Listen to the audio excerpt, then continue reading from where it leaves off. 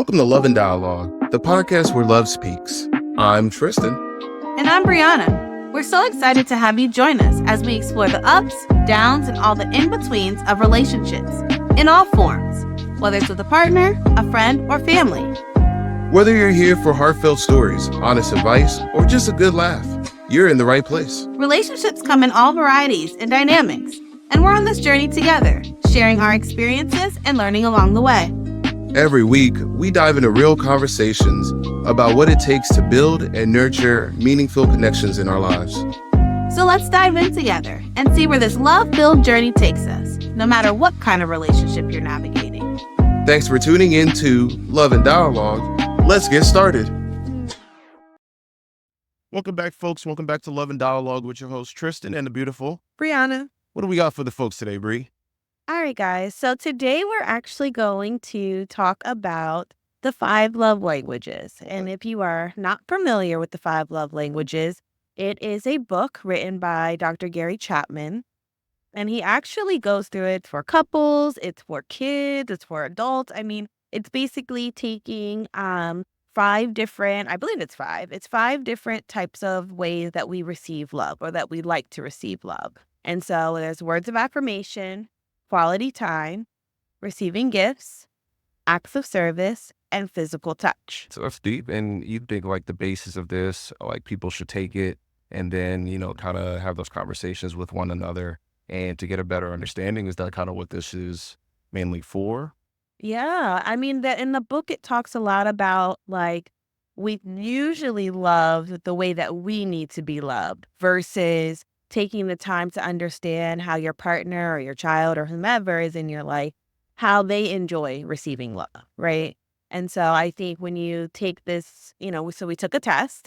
In the book, at the end, there's actually a full test that kind of takes you through and literally tells you, which one you score the highest on and basically can help you get a better idea of what your love language is. Yeah. So like as I was taking the test, I was like, I feel like I could do this or this. So I might get conflicted and, it's like any, many, mighty mo's not the best approach to go about it. But I was just like, I feel like I could be both. But obviously there is applicable. So I just went with what I felt was the best. But no, it was definitely some questions that made me really do some deep thought. And then I was actually scoring it. I was like, huh. Yeah. I saw it that way, but now to actually see, how you interpret it, that was kind of cool to see the results that way. Yeah, no, absolutely. I think, that's what it's like when you think about taking a test, it's always the best answer, right? It's Right. like they teach you when you take a test, you're always supposed to pick the best answer. And this is one of those. It's like both of these things can be true. Actually, all of them can be true. I enjoy Really? all of this. It's Yeah. really, but it's asking you, what do you enjoy the most or what is your preference? Like if somebody were to present you with these 2 options, what would you prefer that they do?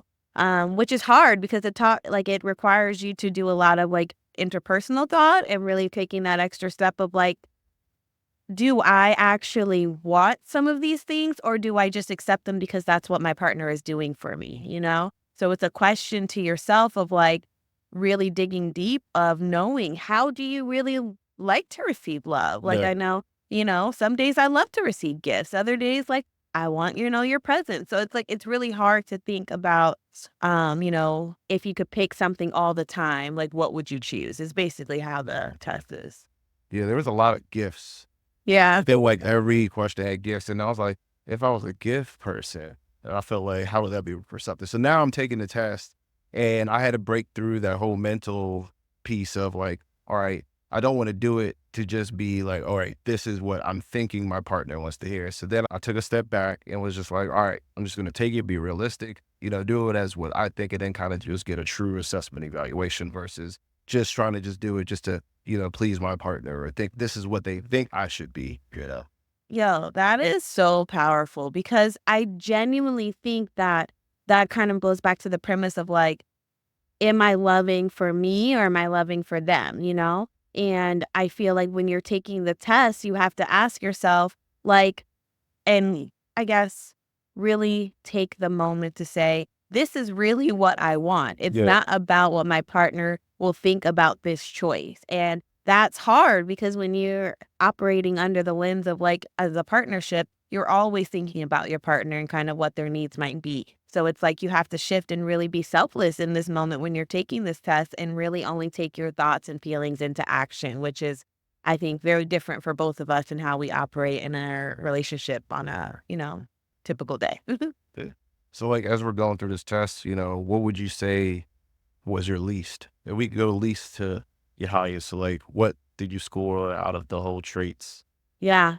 What was my least? Actually, I want you to guess. What do you think my least was? Acts of service. Acts of service? My least was gifts. Really? Yeah. I got a 4 for gifts. Yeah. Which didn't really surprise me because yes, I do like receiving gifts, but there are other things that I prefer a lot more. So yeah, For me, what would you say? my guess would be for you. For your lowest, I would say, I don't know. That's hard. I think I would say receiving gifts. Yes. But you said yours was 4, mine was actually 1. Oh, wow. So clearly I don't really care about receiving much. As you're going through the test, like the gifts are like that monetary piece, right? Where there's other parts of the test where like I like that physical more than just receiving something monetarily. So those I scored higher on. I think like the person, having that person piece together is more gratification to a relationship in my eyes versus you just giving me something. Because you can give me the world, but if you can't give me you, what am I really receiving in this partnership? Yeah, no, 100%. I could not have said it better myself.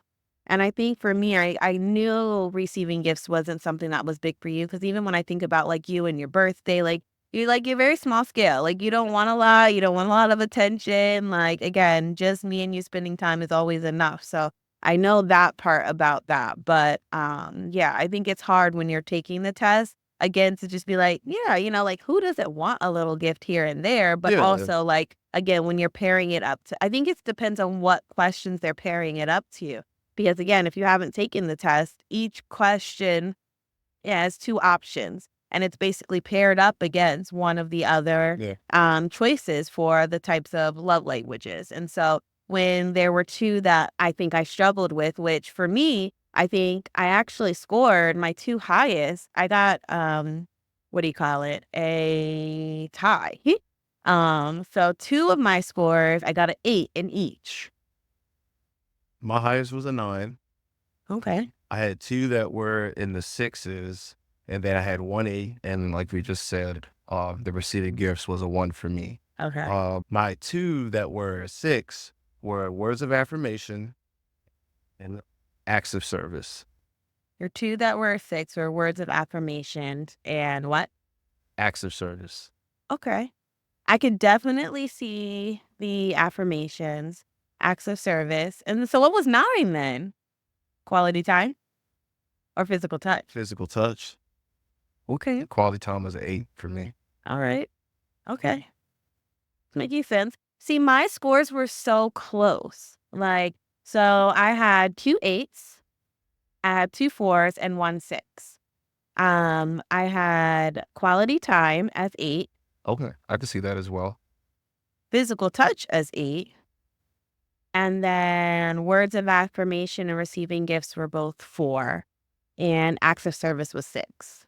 And your highest?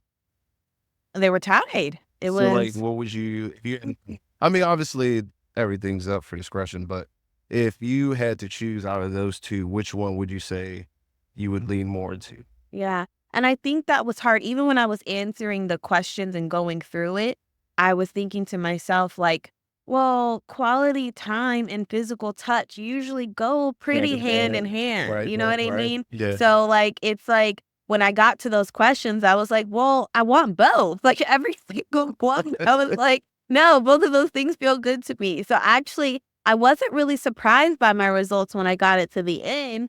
I was just more like, again, what does that mean then? Like, do I have 2 love languages? Is that possible? And how do you communicate that to your partner? Or how do you expect them to be able to know and recognize that? Well, I think it all comes down to these are just baseline, right? Yeah. And it's over 30 questions, 2 questions each, or 2 options each. 2 options each in each question. And as you're going through it, you know, everything is more of like just building that baseline for you and your partner. So when you're having these conversations, as you're saying, physical touch and quality time are the two that are your main strong suits there. That's just a baseline that your partner hears and saying like, all right, you know, even though we spend time together, you know, holding one another goes a long way. So, you know, you're really crossing two at the same time. And, you know, us going out in public, holding hands, those kind of things. So, you know, now that I understand, like, just because we're together, you know, there's another layer that can be attached or attacked to helping the partnership. So, you know, I think this is a good test. This is something good. I think it gave more confirmation because, you know, we've just been, you know, just living. And then to take a dial back and come back and kind of just go back and see what the baseline is. It's like, all right, we have an understanding, but it also just puts it back at the forefronts for us. So I think that these things, you know, I never really just jumped to do them, but as you present them to me, you know, I think the biggest one was Myers-Briggs. So like it's along these type of lines to just kind of give you analysis of where you are. So no, these are awesome. I love it. Yeah, no, and I think like if we kind of go back to like how I was originally saying that, like, making sure that when you are, in a partnership, that you're making sure that you're not just loving the way that you need to be loved, but you're also loving the way that your partner needs to be loved. I think it just honestly solidifies like our relationship before us a little bit, because it's like we both want the same things or need the same things from each other. So I think when we kind of everybody talks about the concept of it being easy and like, our chemistry and how we flow together, I think because we genuinely want and expect the same things from each other. We both Yeah. enjoy the time that we spend together. We talk all the time how we need to stay in the house, which we don't, because we like to be out and be together and enjoy that time together. But then also the physical touch. Like I think, my favorite time of our day is like when we're sitting down eating and then, afterwards when we're watching a show cuddled up. You know what I mean? So it's just like, I think it's just bringing me to the space of where it's like, what we're doing is actually intentional, you know what I mean? And it's not just something that we've just fell into, but we are Yeah. intentionally showing each other love in the way that we need to, which I think is just really awesome. And I don't know that people do enough of this like reflection on, the way that you love and how you need to receive love in a relationship. And that when we talk about communication, right? And when you don't have these type of conversations, then how are you ever going to know what you need from your partner? No, you've hit it on the nail, and that's exactly what it's about. It's like using these cues, having those conversations, really driving the dynamics of the relationship to get it to a point where you feel wholesome together. And I think when you're really putting that attention to detail towards that stuff, you'll see a natural, chemistry just build and bond for the two partners. So definitely, like I said, utilize the love language test. Definitely in the comments, let us know what you scored. What do you lean more towards? We would definitely love to hear it. Don't forget to like, subscribe, all the things that you're supposed to do down below. And follow us, as we continue to talk about all these lovely things related to love and having open conversations and doing random things. It's been a good time. Good journey along the way. Yet again, we're your hosts, Tristan and the beautiful Brianna, Till next time, folks. Take care. thank you.